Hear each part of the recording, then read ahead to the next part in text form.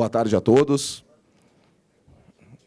Eu sou André De Ângelo, diretor de país da Acciona, aqui no Brasil.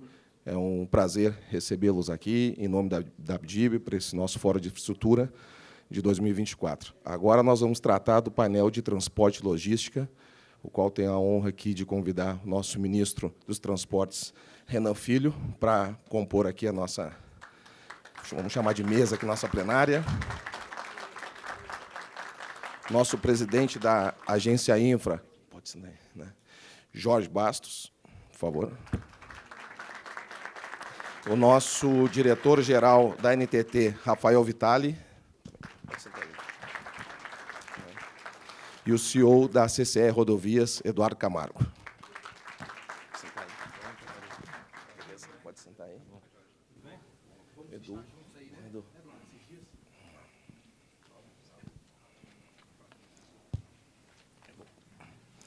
Vou sentar por aqui.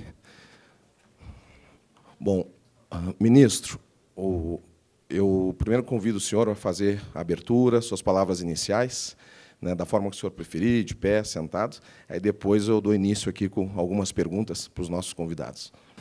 Eu vou falar sentado mesmo, né, todo mundo está aqui sentado, mas eu queria dar boa tarde a todos os presentes, saudar a ABDIB. Para mim, colocará o ano de 24 como um divisor de águas para o investimento privado no Brasil, né, reequilibrando todos os contratos de concessão que vinham há muito tempo desequilibrados, por um caminho inexequível, que era o caminho da relicitação, uma lei que foi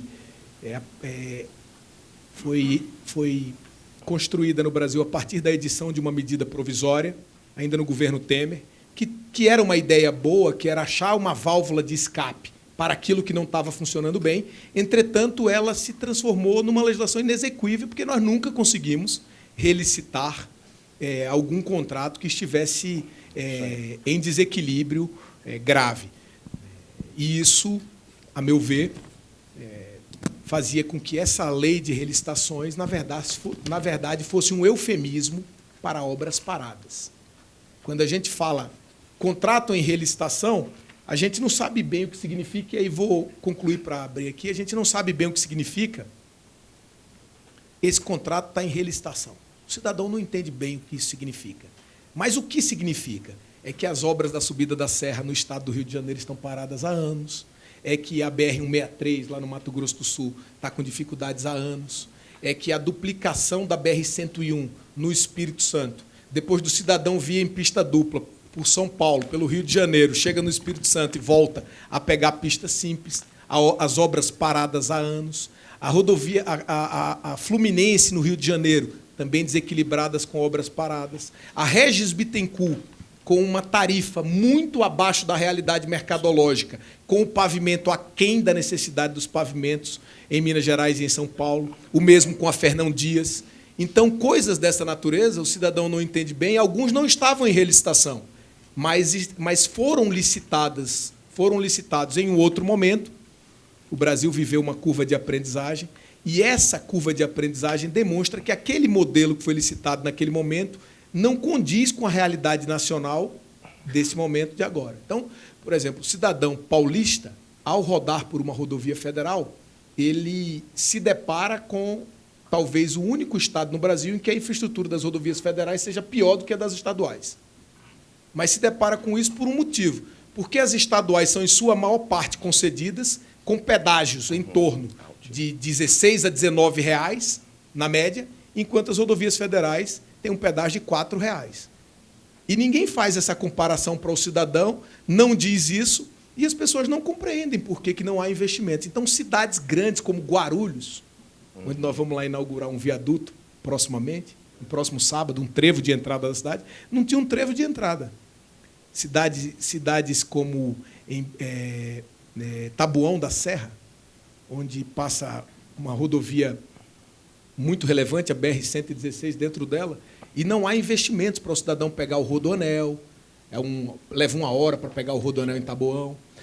Coisas que são relativamente simples se os contratos tivessem adequado à realidade econômica do Estado de São Paulo. Então, a nossa visão foi exatamente essa. Agora, eu finalizo para a gente fazer aqui um debate sobre essas coisas e sobre outras tantas, sobre ferrovias, sobre Rio Grande do Sul, que eu acho que são temas relevantes para o momento, dizendo que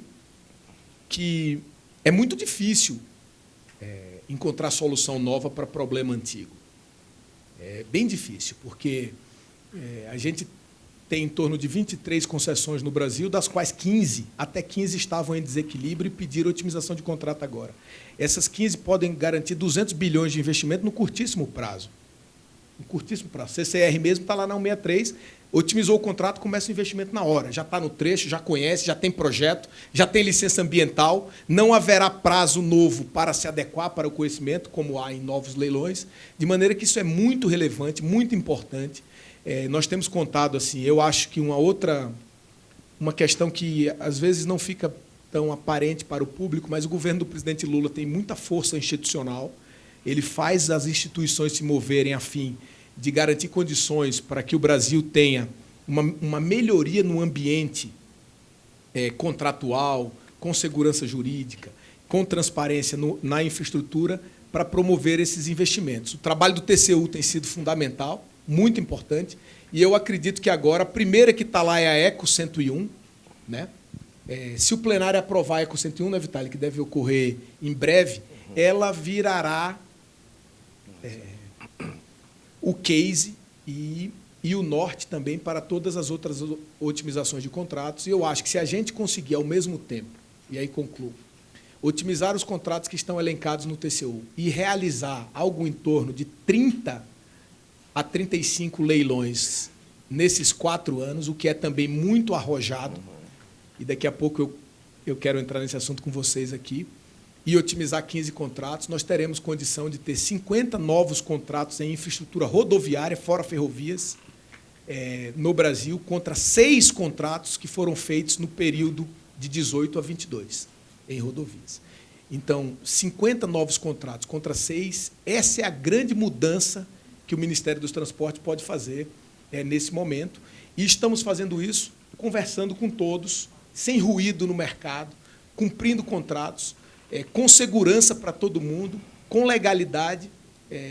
E, por isso, eu termino como comecei, dizendo que ando otimista, mas eu acho que a gente pode conversar mais sobre isso. Queria agradecer a oportunidade, dizer que é um grande prazer reencontrar muitos e encontrar outros pela primeira vez por aqui hoje. Muito obrigado.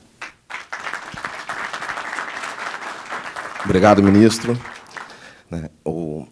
Lhe digo também que o mercado também está otimista.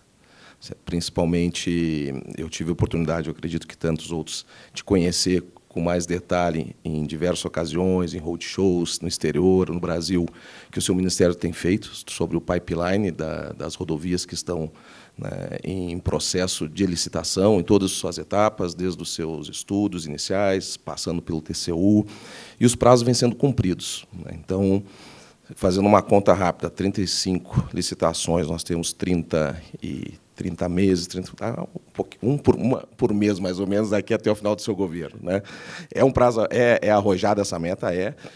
Mas não é impossível, não é impossível, né? E começando em agosto, o primeiro é 29 de agosto. Olha só, que bom. Na verdade, é o 4º leilão que vamos fazer, mas o primeiro dessa sequência, que a gente só está conseguindo fazer isso graças ao Vitaly, que virou a chave lá na NTT e colocou a NTT, assim como o TCU, para girar em uma outra rotação.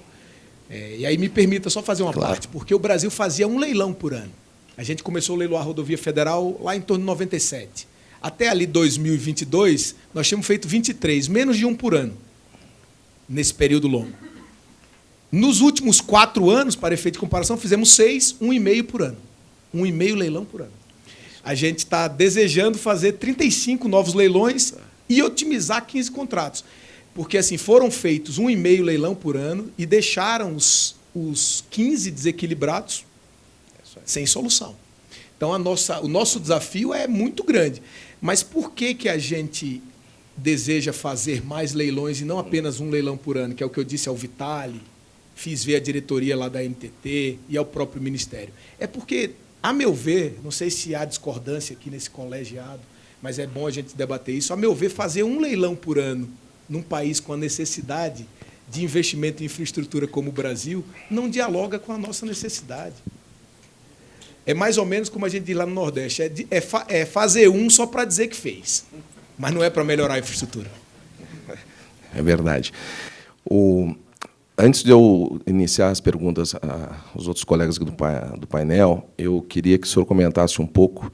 Eu sei que o senhor já esteve lá pelo Rio Grande do Sul, acompanhando de perto, vendo a tragédia que está assolando aí o meu estado, que eu sou de lá.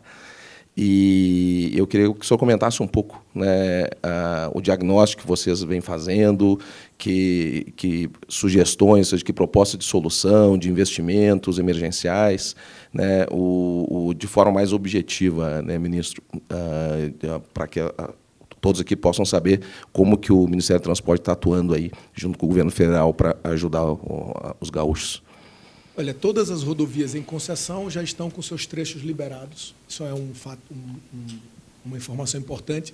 Nas rodovias federais administradas pelo DENIT, nós esperamos liberar todos os trechos, à exceção de 2 pontes, uma sobre o Rio Caí, na BR-116, e uma outra sobre o Rio Toropi, uma região próxima a Santa Maria, na BR-287, que precisarão ser reconstruídas. Mas a ponte sobre o Rio Caí, na 116, nós vamos instalar uma ponte metálica provisória para garantir a passagem, mesmo que sem a mesma capacidade, até a reconstrução da ponte. Acredito que até o final desse mês, no máximo até o dia 10 do mês próximo, nós estaremos basicamente sem pontos de interdição no Rio Grande do Sul, à exceção desses 2 e da BR-470, especialmente num trecho ali entre as cidades de Veranópolis e de Bento Gonçalves, na Serra Gaúcha, uma região que foi muito atingida. A estrada ela sobe a serra e, em alguns trechos, o próprio leito da estrada foi todo levado. A gente está terminando agora a limpeza para reconstruir vários trechos que foram levados. Isso vai demorar um pouquinho mais de tempo, mas nós temos rotas alternativas que garantem acesso a todas as cidades. Então, acho que, de maneira geral, nas rodovias o dano foi bem menor. Apesar de ter sido um dano muito maior do que a média, foi um dano bem menor do que o dano sofrido pelo cidadão que morava nas imediações do Lago do Guaíba e que teve as suas casas debaixo d'água por um período superior a 20 dias. E isso, certamente, foi o maior dano dessas fortes chuvas que assolaram o Rio Grande do Sul. Nessa semana próxima, não. Eu já estive lá 3 vezes. Na semana próxima, eu não estarei. Mas, na outra, eu estarei por lá já para iniciar a reconstrução da ponte sobre o Rio Caí, um contrato que foi feito em tempo recorde. Eu queria também dizer que o Tribunal de Contas da União e o Governo Federal construíram uma solução que eu achei muito interessante, que é permitir que os aditivos contratuais em contratos vigentes sejam aditivados superiormente a 25%, o que garante que aqueles descontos de preço serão utilizados para a reconstrução. Porque se fosse contratar agora emergencialmente, não se consegue desconto de preço, você termina tendo que contratar a preço cheio. Então, isso vai garantir obras mais céleres, porque não esperarão pela burocracia, e um pouco mais baratas também, porque as empresas, ao vencer os contratos anteriormente, deram desconto, e isso será replicado nos aditivos. Então, acho que foi uma solução engenhosa, criativa, que talvez possa servir para outros momentos no Brasil. Obrigado, ministro. Agora vou passar aqui para o Vitali. Né? O ministro comentou da quantidade de projetos, né, que tem aí como meta para licitar, né? Além dos outros 15 que estão aí em processo de readequação, vamos falar assim, otimização. Como que a NTT está preparada, equipada, recursos, né, para fazer frente a isso tudo, Rafael? Bom, boa tarde aqui, André, ministro Renan, obrigado aqui pelas palavras iniciais. Na verdade, o que o ministro coloca aqui, e demais aqui, colegas aqui também, o Edu e o Jorge, todos aqui presentes, o que o ministro coloca que a NTT conseguiu virar essa chave e está acelerando realmente os procedimentos, é fruto de muito trabalho, mas de coordenação também, junto com todas as instituições que são responsáveis aí pela criação, estruturação dos novos projetos. Tem aqui também o Jorge na InfraSA, que é um parceiro essencial para isso. Então, cada um conhecendo o que precisa ser feito, sem sombreamento de atividades, num nível de maturidade institucional muito grande, permite a gente acelerar dessa forma. E isso também acho que é um fator adicional a atratividade dos projetos do Brasil para atrair capital para o nosso programa de concessões, né? Maturidade institucional, acho que é algo que é muito importante do ponto de vista do capital. Além do que os nossos projetos têm sido realmente passados por uma melhoria de estruturação muito grande. Acho que são poucas as dúvidas que acontecem, processo muito transparente, muito coerente. Dá trabalho, é verdade que dá trabalho. Mas a gente vai buscando otimizar esse trabalho, né? Uma das diretrizes também do ministro Renan era a gente ficar evitando de mudar o regulatório, o arcabouço regulatório de cada contrato, para a nossa análise ser mais rápida, depois a análise do TCU ser mais rápida, daí o tempo total também ser encurtado. Então, isso também soma nisso aí. Nós fechamos o modelo quinta etapa, que tem sido muito falado, um modelo que traz ali diversos avanços regulatórios que foram acumulados na quarta etapa, mas que estavam divididos em diversos contratos. A gente consolida isso e incorpora mais alguns itens de compartilhamento de risco, de demanda, de insumo, de câmbio, algumas vezes também de geologia, de geotecnia, mostrando que os contratos eles passam a ser melhor endereçados para o seu dia a dia. E isso começa também a ser refletido no dia a dia da NTT, da gestão do contrato, o que também traz mais clareza para a equipe da NTT e para a concessionária que vem trabalhando, e os conflitos são dirimidos de maneira mais rápida, mais assertiva, o contrato sofre menos, nós temos menos tempo de decisão em cima de um único tema. Então, acho que tudo isso vem somando para que a gente dê realmente conta dessa meta, que é uma meta bastante ousada, mas nós nunca refutamos a enfrentar esse desafio e vamos estar trabalhando até o último dia para realmente bater essas metas todas. Eu acho que, adicionalmente, o que a gente tem feito dentro da agência é o nosso programa das revoluções, né, o ProRev, as 3 revoluções, revolução regulatória, tecnológica e comportamental. A regulatória, acho que acabei explicando rapidamente aqui para vocês. A tecnológica é outra ferramenta que vai auxiliar muito a gente. Nós temos estruturado bastante o nosso CNSO, o Centro Nacional de Supervisão Operacional, um grande hub de dados para gerar informações, para que as nossas decisões sejam mais assertivas e, na medida do possível, com o uso de inteligência artificial, ser preditivo também, evitar os problemas. Então, tudo isso, a tecnologia, ela multiplica nossos braços, as nossas mãos. Então, isso também vai ser um fator de bastante relevância para dar conta disso. É bem verdade que sofremos um pouco com a falta de recursos humanos e também orçamentários, né, com os últimos cortes que tivemos, mas aí não adianta ficar chorando, né? A gente tem que se adaptar e avançar, e adaptando com o que está colocado. O Brasil precisa, de fato, de mais infraestruturas melhores, mais resilientes. Isso é outra coisa também da nossa revolução regulatória, que traz endereçamentos para as questões climáticas. Nós estamos vivendo aqui um primeiro grande caso, né, com a CCR, o Edu está aqui, lá na Via Sul, lá no Rio Grande do Sul. A concessionária sabe claramente os limites do contrato, onde ela tem que ir, onde ela não tem que ir, qual que é o papel da agência, como rapidamente nós vamos trabalhar nos reequilíbrios que fatalmente vão ter que ser trabalhados. E destaque do ministro, né, que a concessão, que foi duramente afetada, já está com o seu fluxo normal. Então, isso tudo traz também, conecta com a última revolução, que é a revolução comportamental, que é essa mudança de mentalidade dentro da agência, da gente ser uma agência parceira da concessionária.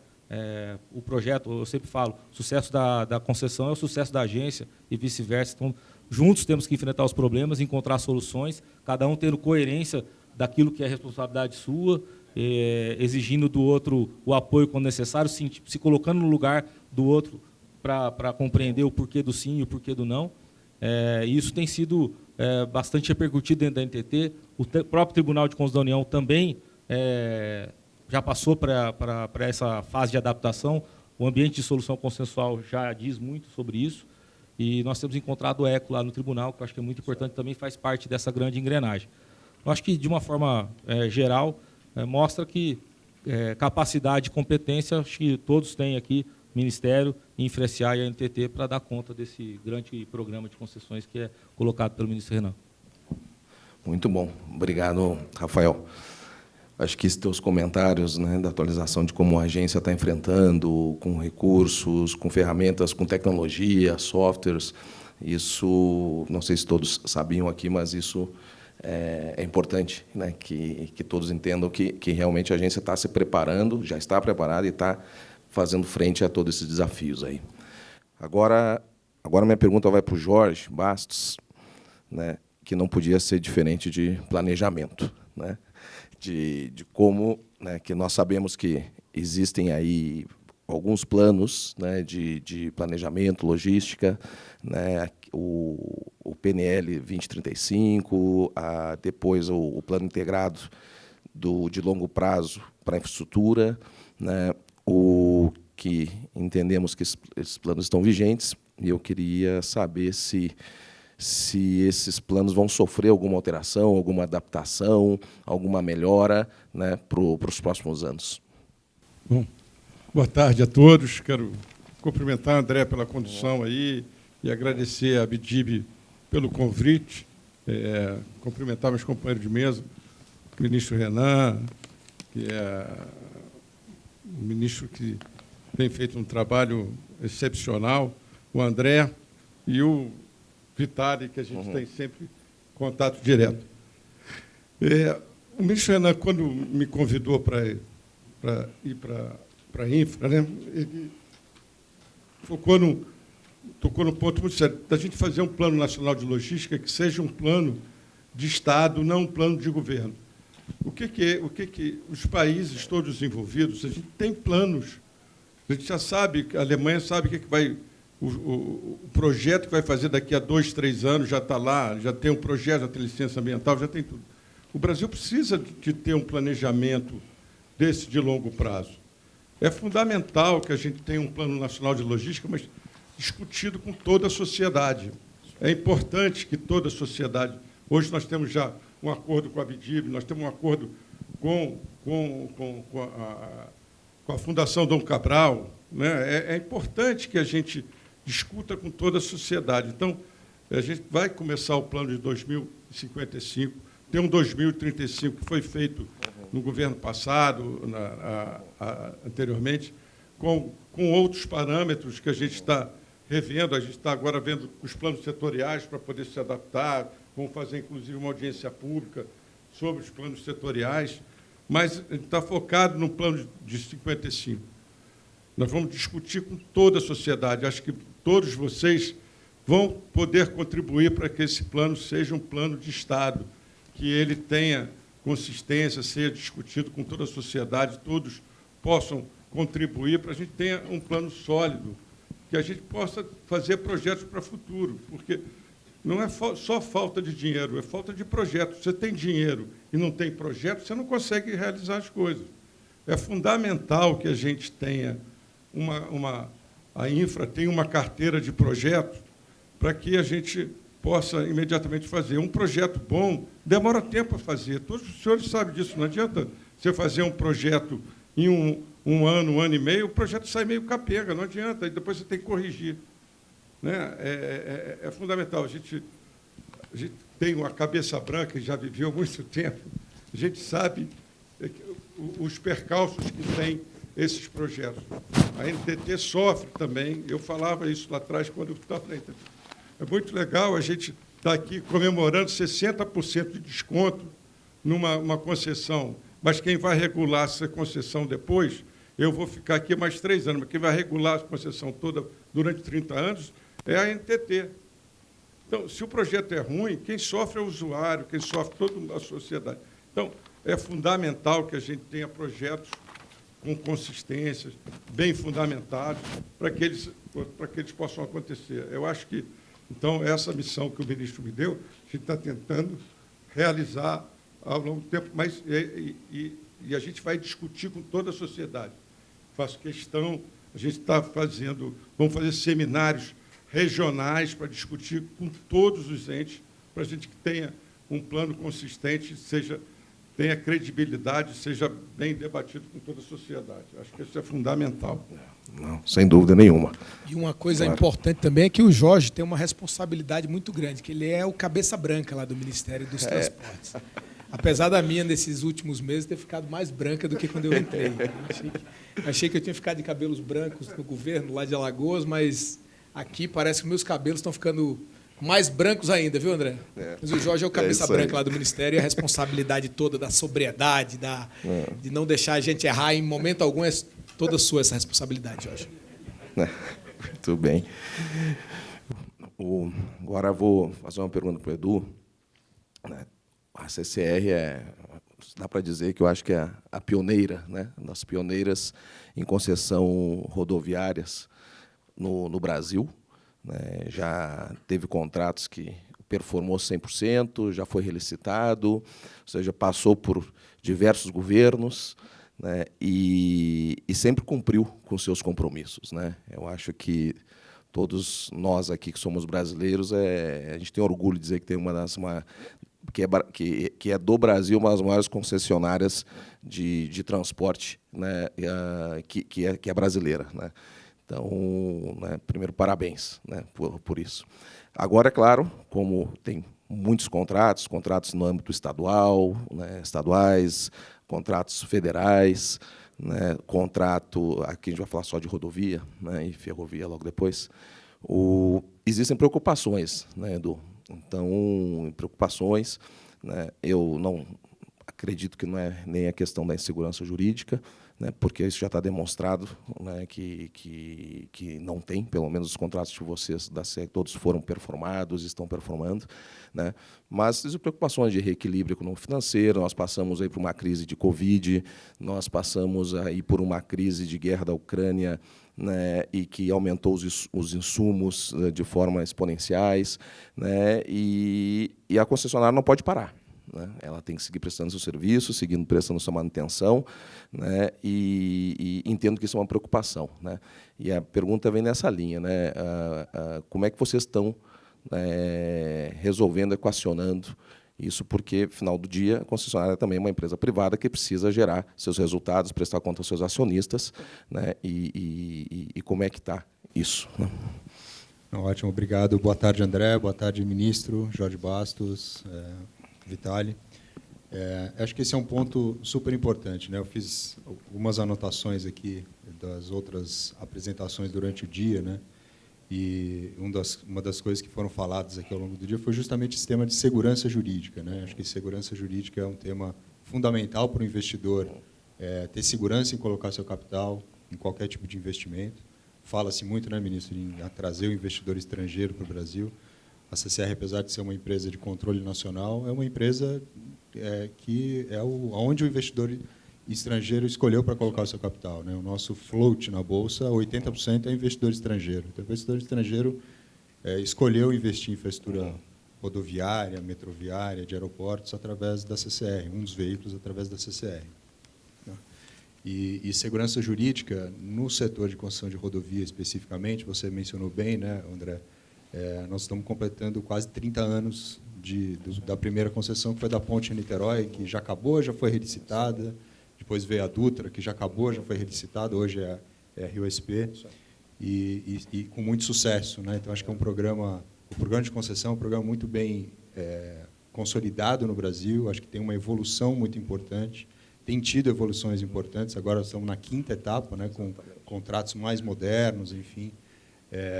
Mas, sim, acho que ainda existem algumas barreiras para serem vencidas, né? Quem diria que acho que aqui no governo federal, ministro, acho que tem um elogio aqui, tanto a postura do Ministério quanto da NTT, né? O Ministério, já no governo de transição, procurou o mercado para entender quais eram as dores do mercado, né? E eu acho que o ministro ouviu muito que a gente precisava resolver o tema dos contratos que não estavam performando, no nosso caso aqui, a BR-163, a MS Via, né? E o governo colocou isso para enfrentar de uma forma muito corajosa, junto com a NTT, junto com o Tribunal de Contas. Então, acho que esse é um tema que é uma dor que a gente está vendo a luz no final do túnel.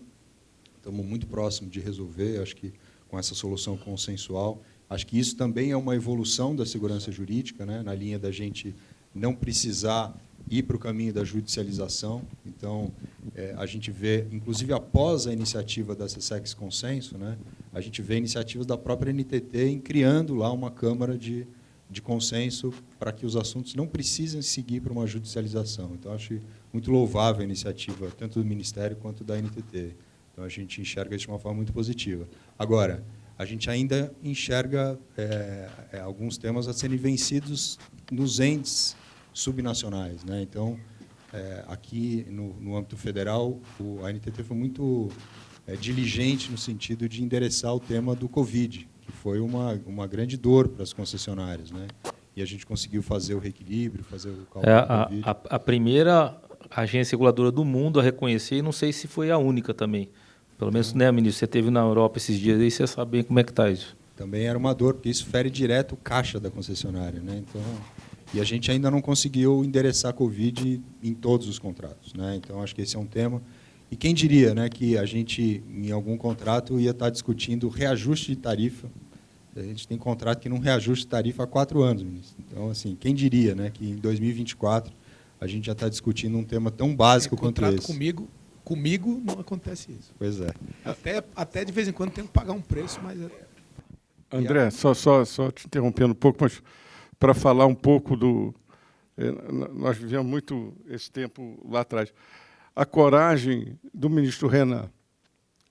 Ele pegou o Ministério, tinha vários contratos, todos eles parados, né? Ele teve a coragem de chegar junto, negociar com o TCU, né? Porque a gente viveu na NTT muito tempo e o TCU era uma barreira intransponível. O ministro conseguiu, junto com o ministro Renan, transportar isso. Então, você viveu isso, você sentiu na carne essa mudança. Não é que enalteceu o que não é enaltecível. Realmente foi uma mudança de parâmetro. A NTT também mudou depois do ministro Renan, porque aí os servidores ganham coragem para poder assinar o documento. Ele deu essa perspectiva de melhora. Isso é fundamental, porque a gente vivia numa coisa que tinha um apagão das canetas, todo mundo tinha medo de assinar qualquer coisa, né? Na hora que ele tem coragem de rever contrato, de dizer que aquilo ali é melhor para a sociedade, né? Não é melhor para o concessionário, não é melhor para o governo, é melhor para a sociedade, é melhor para todos, numa maneira geral, você regular, tirar esse contrato que estava sem investimento, parado, deteriorando muitas vezes o bem público, que é fundamental.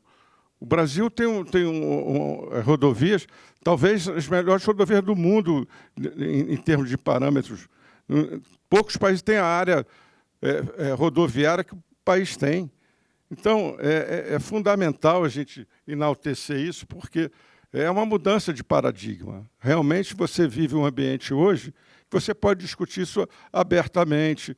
O TCU mudou, graças à coragem do ministro de encarar esse problema de frente e tentar solucionar. Isso realmente fundamental que a gente fale, porque é verdade, entendeu? Você viveu, pode falar melhor até do que eu. Mas quem viveu com mais ministro aqui foi E só para não me estender muito, eu acho que o tema que a gente tem colocado já há algum tempo, né, a CCR tem colocado já há algum tempo, desde da época da consulta pública do edital da Rio-São Paulo, que incluiu o trecho da Rio-Santos, a gente tinha uma preocupação muito grande com o tema da resiliência climática, né?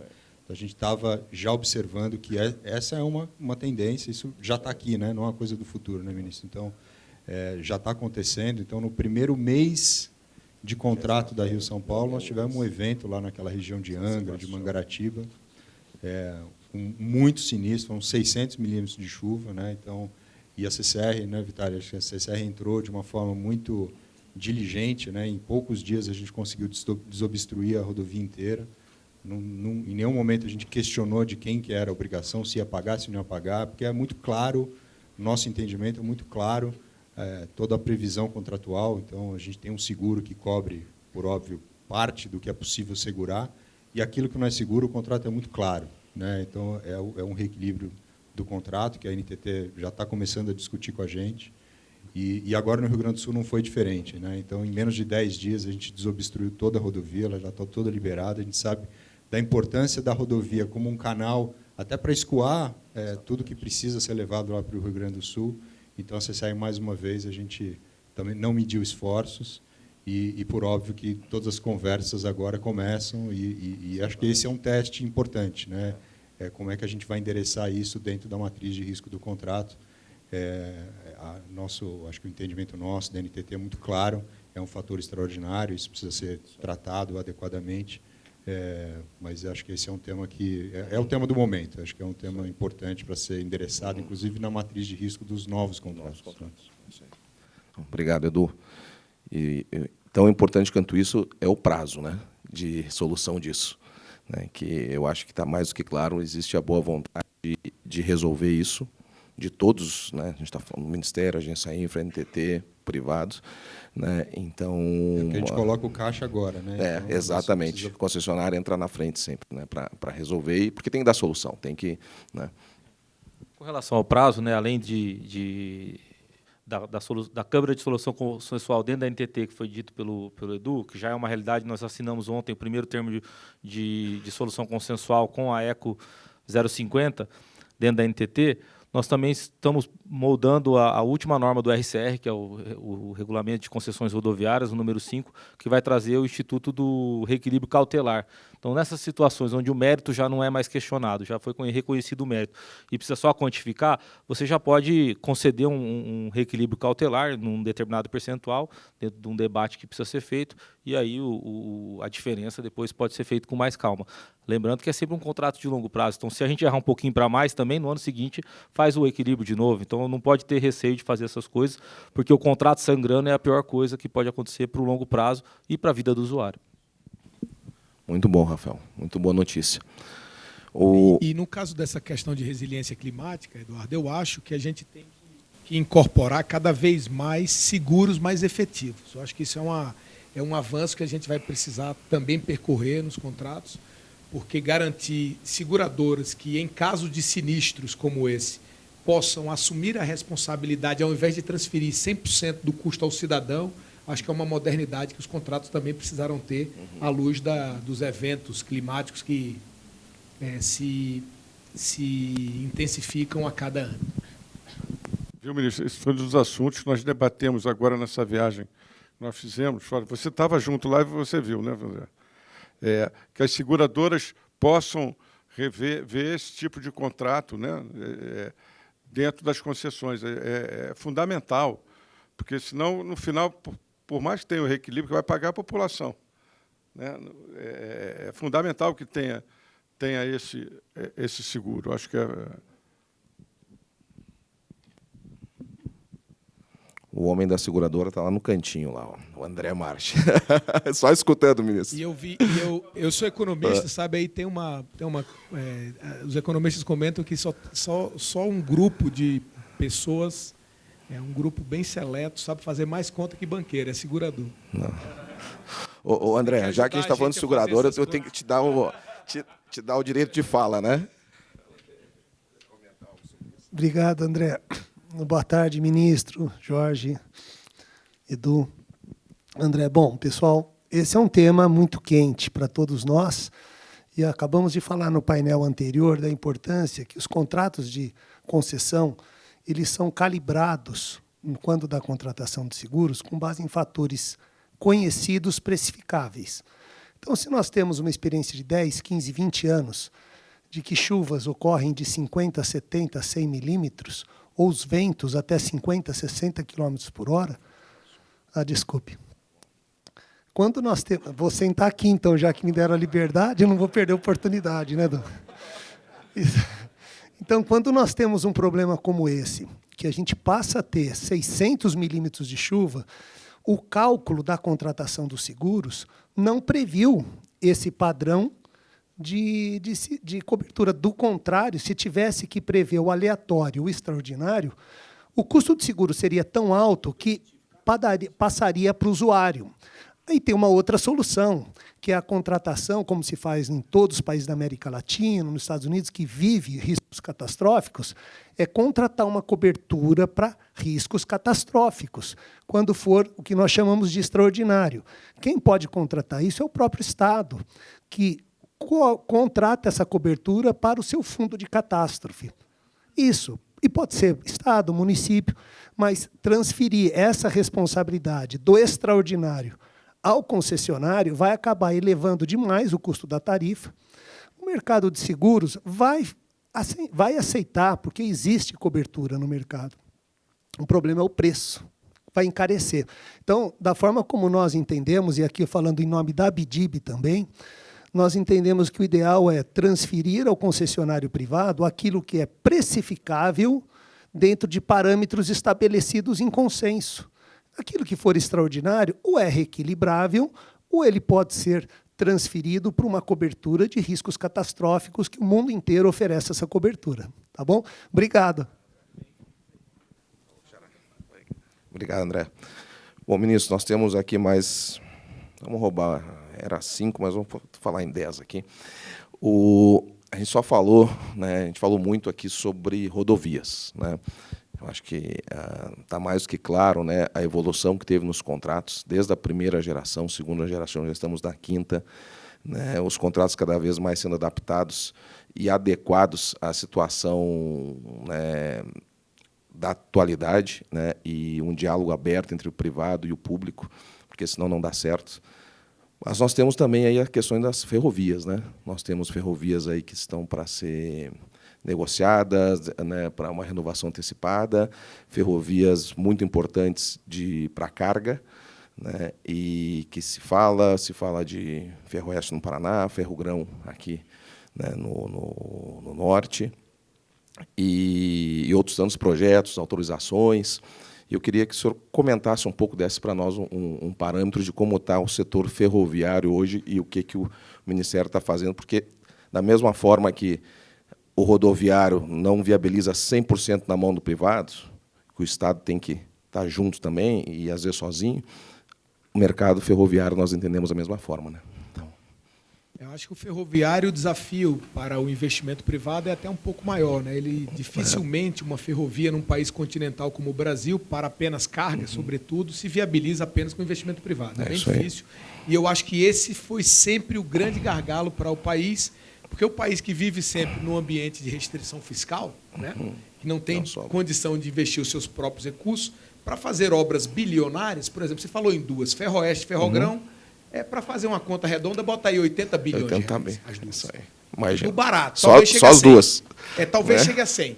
Só que 100 bilhões de reais é muito mais do que toda a capacidade de investimento do país em um ano.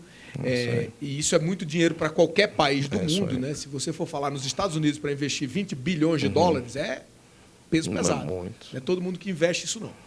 Então, o Brasil cometeu um equívoco, a meu ver, que não tem um plano para o desenvolvimento ferroviário com origem de receita. Plano de logística tem. Então, a gente já está... Tem essas ferrovias que você citou, tem a ferrovia Leste-Oeste, a FIOL, que está, inclusive, em obra, né? A gente teve um investimento cruzado a partir da renovação de Carajás e de Vitória Minas, que é a FICO 1, que está sendo feita ali de Mara Rosa, em Goiás, até Água Boa, no Mato Grosso. Essa está em obra, a Vale está fazendo. Mas nós estamos ultimando agora os entendimentos. Na semana que vem nós vamos assinar a primeira otimização das renovações ferroviárias com a Rumo, né? Nós chegamos a um acordo a partir das renovações. A Rumo vai pagar ao país mais 1 bilhão e 600 milhões de reais, e nós esperamos destinar esses recursos provenientes da otimização dos contratos de renovação antecipada integralmente para a construção de novas ferrovias. Mas não só a Rumo, a MRS também já fechou acordo e a Vale já fez uma proposta. A proposta da Vale ainda não foi acatada, nós estamos esclarecendo um pouco a proposta, porque ela tem muitos detalhes, né? Então, nós estamos esclarecendo e o governo vai aceitar ou não. Se não aceitar, nós vamos fazer uma última tentativa de entendimento no TCU, que é o caminho natural. Mas eu acho que nós vamos chegar a um entendimento também. E Esses recursos eles vão formar um fundo para o desenvolvimento ferroviário. A partir daí, com recursos, como a gente deseja conceder ferrovias, Eduardo e todos os presentes aqui? Nós estamos estruturando os projetos, deve acontecer a partir do ano de 25, né? 24 nós ainda levaremos para estruturar. Vamos estruturar os projetos e vamos fazer concessões com aporte, que vencerá o privado que demandar o menor aporte público. Vamos dizer que a gente topa terminar FIOL 2, construir FIOL 3 e fazer FICO 2, porque FICO 1 já está sendo feita pela Vale, e o país topa um aporte de 5 bilhões de reais para transformar aquele projeto, que não fica de pé sozinho, num projeto viável economicamente para o privado. Vence no leilão o privado que precisar do menor aporte público. Se alguém der um aporte de 3 bilhões, outro 2.500, quem exigiu o menor aporte público vence, e o aporte público virá exatamente desse fundo, será a origem de recursos para esse fundo. Então, eu acho que isso também vai colocar ferrovias num ambiente novo, diferente, é interessante. Isso também não é ideia nova, muitos países do mundo já fizeram isso, e a gente vai seguir nesse caminho, porque ferrovias, com o nível de complexidade que você coloca aí, elas não ficam de pé no privado. Às vezes a gente fala assim, uma rodovia que todo mundo conhece, todo mundo passa, já não é tão fácil conceder à iniciativa privada. Vide a 381, que deu 3 vezes deserto o leilão. Eu estou acreditando que agora esse leilão próximo vai ter arrematante. É arrematante que chama? Vai ter arrematante. Então, isso vai ser muito relevante, né? E para a ferrovia o ambiente tem que ser esse também, tem que ter a participação do Estado para viabilizar o investimento. E nós temos que avançar também em ferrovias para o transporte de pessoas com esse entendimento. Porque o grande drama de transporte de pessoas num país continental como o Brasil é a viabilidade dos projetos. A gente já sente dificuldade nos metrôs que a CCR administra lá em São Paulo, por exemplo, com aquele tamanho, aquela quantidade de pessoas que rodam, né, que precisam, com a clareza da necessidade. Ninguém tem dúvida que São Paulo precisa ter metrô, a gente tem dificuldade. Você imagina o transporte regional, muito mais longo, capex todo na frente. Precisa ter a participação do Estado. E como ter a participação do Estado no ambiente de restrição fiscal? Esse é que é o grande desenlace aí, é a grande pergunta que nós temos que responder, e eu acho que esses recursos das renovações antecipadas serão fundamentais, e no mesmo momento em que nós vamos assinar o acordo com a Rumo, nós estamos editando uma nova portaria que vai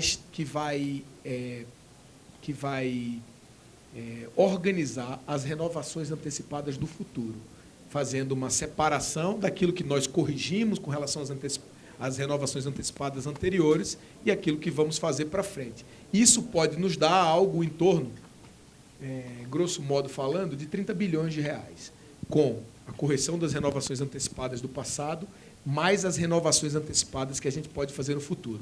Com um fundo de 30 bilhões de reais, na minha cabeça, eu acredito que a gente pode, pelo menos, alavancar 3 vezes. Se a gente tem 30, a gente faz investimento em ferrovia de 90. Por quê? Porque a gente pega o 30 para garantir o aporte, dando ali um desconto, a gente pode levantar algo em torno de 90, e aí a gente pode imaginar tirar sonhos como esse do papel com origem de recursos. Porque, fora isso, era uma conversa de que, olha, vou arrumar um investidor para fazer a Ferrogrão. Legal. Só tem um pequeno problema, que não há no mundo quem esteja fazendo, no momento, com recurso 100% privado, uma ferrovia do tamanho da Ferrogrão. E não seria aqui que iríamos fazer, com todos os outros problemas que a gente conhece. Então, a Ferrogrão pode fazer, o Ministério dos Transportes defende ela, com certeza, mas tem que ter um aporte público que garanta a viabilidade do projeto. Outra coisa que mudou, né? Só conseguiu 30 bilhões, ou vai conseguir, pela coragem dele de rever esses contratos que foram feitos. Não, mas é verdade, mas tem que falar, pô. Ué. Coragem, pô. Mas tem que falar, ué. As renovações foram feitas, se a gente não bota o dedo lá agora, não ia recuperar 30 bilhões, não, ué. Ou você acha que a Rumo ia dar 1 bilhão de graça? Estou falando só. Não, as renovações foram feitas, tudo bem, a gente. Mas recuperar 30 bilhões de renovação, onde é que você já viu isso? Ué, Esse é um assunto não é importante. Deixa eu só não é aqui falar, um pouquinho, não é- Jorge. Coragem à parte, mas assim, só colocar uma coisa aqui.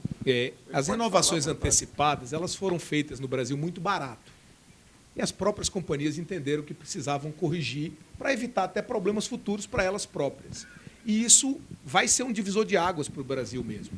Porque, por exemplo, a Vale renovou as suas duas rodovias, ou suas duas ferrovias, Vitória Minas e Carajás, que a gente tem na nossa cabeça que as ferrovias brasileiras são ruins, não prestam, como aquelas ferroviazinhas que a gente vê dentro das grandes cidades.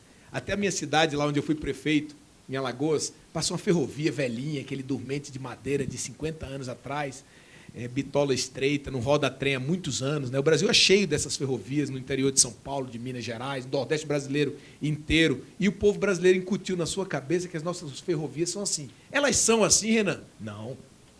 Elas não são assim. Carajás é a ferrovia mais eficiente do planeta. Ninguém transporta carga pesada como Carajás transporta para Vale. Ela roda acima de 90% da sua capacidade e deseja aumentar. Eu até falei para a Vale outro dia, pô, mas você não vai passar de 100% da capacidade. Porque essa barreira é física. Mas assim, o cara já está operando acima de 90%. Eduardo. Vitória Minas é a ferrovia mais eficiente em bitola estreita do mundo.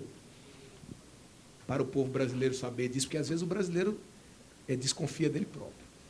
Quanto foi a renovação desses contratos? Muito barato. Mas a Vale reconhece, tanto que fez uma proposta bilionária para recolher ao erário alguns recursos, sem briga, não teve problema não. Sem briga, sem estado policialesco, que é uma outra coisa importante, sem quebra de contrato. Então, isso tudo é muito relevante e nós vamos tentar construir um ambiente para melhorar a ferrovia no Brasil. Deixa eu só concluir aqui isso, André, desculpa aí, mas assim, toda vez que a gente precisa comprar um carro novo, o que a gente faz para comprar um carro novo? A gente dá o nosso de entrada. Não é verdade? O mesmo ocorre com um apartamento. O mesmo ocorre com um sujeito que está ganhando um dinheiro numa propriedade, plantando soja, e ele sai olhando para a propriedade do lado. Ele quer comprar aquela propriedade. O que ele faz valer para comprar aquela segunda propriedade? Os seus ativos. Então, qual é a única chance de um país continental como o Brasil ampliar ferrovias se não tem recurso no orçamento para fazê-lo com recurso próprio? Fazer valer o seu patrimônio, que são as ferrovias, que são concessões federais. Elas não são das empresas, elas são concessões. Se você pega o seu ativo e entrega por um valor muito abaixo do que ele vale, é a mesma providência que você estiver fazendo. Você tem um carro de 50 mil, quer comprar um de 100. Aí você pega o seu e entrega por 5. Ao invés de pagar 50, você vai ter que pagar 95. Foi isso que aconteceu em renovação antecipada, com um valor muito abaixo do que deveria ter sido pago. O que nós fizemos? Corrigimos um pouco, valorizamos o nosso ativo em acordo, sem litígio. Porque se fosse litígio, terminaria não resolvendo, ia parecer que era uma briga eterna. E a gente fez um diálogo, as companhias compreenderam e estão num ambiente de muita serenidade que vai permitir investimentos para o país. Eu acho que esse é o grande divisor de águas. E na semana que vem, depois de uma suadeira na testa e 1 ano e tanto de conversa, de diálogo, nós vamos assinar o primeiro acordo com a Rumo e editar a nova portaria. E eu espero muito em breve assinar um acordo com a MRS e com a Vale. E espero também, tão em breve quanto isso, poder fazer leilões em que a gente atraia o investimento privado, porque em ferrovia, eu não sei se os senhores se lembram, mas quando foi o último leilão no Brasil? Não lembro. Para a construção de uma ferrovia federal. Não sei. Norte-Sul de ferrovia pronta. Estou falando de ferrovia que não existe. Ferrovia Teve. Norte-Sul, vamos lá. Então vamos falar desse leilão, pra gente, já que a história está legal. Quando começou a construção da ferrovia Norte-Sul? Governo Sarney. É isso aí.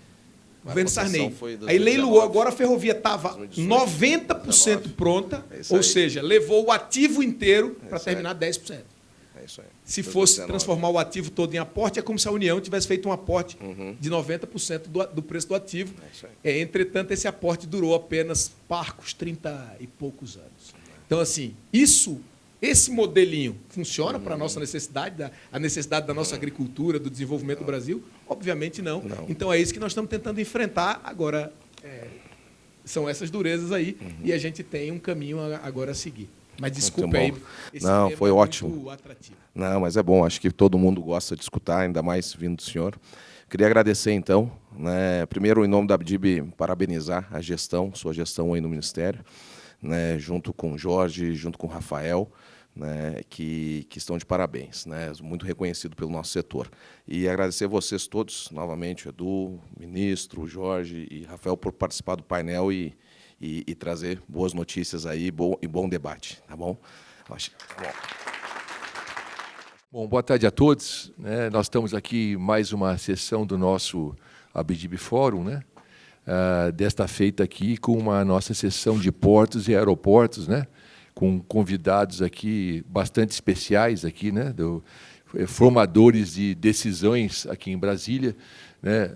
Bem como também operadores, no caso aqui representados pelo Sepúlveda da Santos Brasil. Então, apresentando os nossos convidados aqui, o ministro de Portos e Aeroportos, Silvio Costa Filho, que agora chegou, o Tiago Souza Pereira, presidente da ANAC, o Eduardo Neri Machado Filho, diretor-geral da ANTAC, e o Antônio Carlos Sepúlveda, que é CEO da Santos Brasil.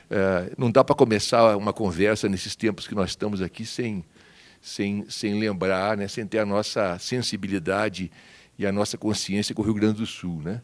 Então, eu começaria perguntando ao ministro, nas suas várias frentes de atuação no Ministério, né, como é que tem sido a atuação no Rio Grande do Sul para minimizar não apenas a dor lá das famílias e dos moradores, mas também a infraestrutura tão necessária para o Estado nesse momento muito caótico, né?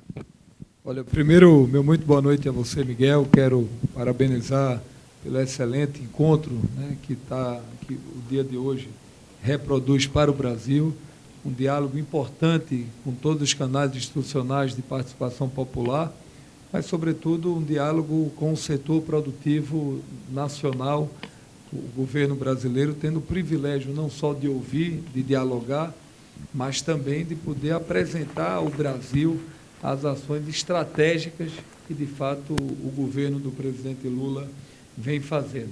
Segundo, esse momento do Rio Grande do Sul é um momento muito triste na história do Brasil. É um momento que cabe uma reflexão muito grande para todos nós, de que é mais do que urgente o Brasil e o mundo ter um olhar para a sustentabilidade e para a agenda ambiental. E, ao mesmo tempo, eu sou daquela tese que são nas horas difíceis que a gente tem que construir unidade. Eu acho que a gente está tendo no Brasil um belo momento de unidade nacional, porque essa crise, essa situação que nós estamos vivendo no Rio Grande do Sul, ela não tem partido político, ela não é de direita, de esquerda, de centro. Essa é uma pauta do Brasil. Então, eu acho que esse momento de unidade, de solidariedade, está servindo para a gente poder unir o nosso país, até porque é tudo isso, Eduardo, Tiago, que nós queremos. Eu acho que a gente precisa, mais do que nunca, pensar nos nossos filhos e nas futuras gerações do país. Por que é que eu estou colocando isso? Porque a gente está vendo não só a solidariedade da sociedade brasileira, a solidariedade com as ajudas humanitárias que estão vindo de vários mercados internacionais, mas, ao mesmo tempo, a gente está vendo uma ampla mobilização de unidade da classe política, do Tribunal de Contas, do Poder Judiciário, da sociedade, do Poder Executivo, e naturalmente, as convergências, né, que constroem a pauta que o Rio Grande do Sul vai precisar. Nós temos um volume de investimentos que serão feitos ao longo desses próximos 2 anos. O governo montou uma força-tarefa muito grande, de maneira transversal, dentro do Ministério, dentro dos ministérios, liderado pelo o nosso Paulo Pimenta e pelo ministro Rui Costa da Casa Civil, e a gente espera a retomada de grandes investimentos em infraestrutura e, sobretudo, na área portuária e aeroportuária. Nós temos hoje 3 portos no Rio Grande do Sul, o Porto de Pelotas, Rio Grande, e o Porto de Porto Alegre. Apenas o Porto de Porto Alegre de Rio Grande está funcionando, os outros 2 ainda estão com água, a gente está esperando a água baixar para poder fazer um diagnóstico da situação. Concomitantemente, o Porto de Rio Grande, a gente vai fazer também uma maior estruturação para poder ampliar investimentos. Além disso, vamos ter que fazer investimentos nas nossas dragagens, investimentos na ordem de mais de 500 milhões de reais que deverão ser investidos para a gente recuperar as dragagens dos rios. E o que tem me emocionado do ponto de vista pessoal é a solidariedade também que a gente está vendo das companhias aéreas. Que justiça seja feita, todo o transporte de cargas, independente da Força Aérea Brasileira, as companhias aéreas estão fazendo através de voos comerciais gratuitamente. Então, ao longo desses últimas semanas, já foram mais de 10 mil toneladas transportadas, né? Isso tem um volume muito grande, não só pelos nossos aviões, como também pelos nossos portos, através dos nossos navios. E mais do que isso, a gente teve que montar de última hora um plano estratégico visando a aviação regional. A gente tinha, em média, 30 voos regionais semanais em 6 aeroportos no interior do estado e elevamos para 98 voos. Então, a gente vai ter um grande volume de voos no interior do estado. E, através da Fraport, que vai ajudar na operação do aeroporto de Canoas, as operações se iniciaram ontem, a partir de segunda-feira já chega o primeiro voo, serão 35 voos semanais, que a gente espera em breve ampliar para mais de 20 voos semanais, então, para 50 voos semanais. Então, é um esforço coletivo, mas eu tenho certeza que, de maneira coletiva, a gente vai sobreviver a esse momento difícil que vive o estado do Rio Grande do Sul. Muito bom, ministro. Eu aproveitaria o mesmo tema do Rio Grande do Sul e para o Tiago aqui eu perguntaria, Tiago, nós estamos vivendo uma situação absolutamente inusitada, eu não sei quantas vezes se viu no mundo, no Brasil certamente nunca, né? De um aeroporto de primeira grandeza do país, está submerso por, né, algumas semanas aí, né? E assim, ainda sem uma perspectiva de se saber exatamente, né, qual é a extensão dos danos e tudo mais, né? Qual é a concepção da ANAC sobre a retomada de operações, ou pelo menos o suporte no que diz respeito à concessionária lá, no sentido de que o aeroporto possa retomar operações e também você ter toda a movimentação, toda a necessidade de recomposição lá do sítio aeroportuário no modelo de contrato de concessão, que obviamente tem direitos, tem obrigações, e, né, frente a essa situação inusitada, né? Obrigado pela pergunta, Miguel. Boa noite a todos e todas que nos assistem, direto público, ministro, Eduardo, Sepúlveda, Miguel, todo mundo que está aqui no painel, boa noite. Um prazer estar aqui na ABDIB, no evento, para falar sobre temas tão importantes para a aviação e para a infraestrutura brasileira. Enfim, só para vocês terem uma ideia do impacto dessa tragédia, pensando restrito aqui ao setor aéreo, né? O Rio Grande do Sul, antes dessa tragédia, tinha por volta de 97 mil passageiros por semana transitando nos aeroportos. Desses 97 mil, 7 mil nos aeroportos do interior e 90 mil em Porto Alegre. E foi o único aeroporto até então, né, alagado e gerido, muito bem gerido por uma concessionária europeia, alemã, a Fraport, que tinha acabado de fazer uma grande desocupação para fazer uma desocupação numa área adjacente lá no sítio aeroportuário, para estender a pista. Era uma demanda antiga do Estado, né, para que a pista tivesse capacidade para escoar carga, né? Então, enfim, não sabemos ainda a magnitude dos danos. Agora, as coisas são feitas passo a passo, né, nesse momento de crise. O primeiro momento, o ministro falou muito bem, a gente estruturou. Então, imediatamente, daqueles 7 mil que eu falei, a gente passou para 17 mil assentos, imediatamente, né? Tem um processo agora de expansão, tem mais 18 voos, né, que já foram anunciados, isso aí vai expandir um pouco mais a quantidade de assentos no interior.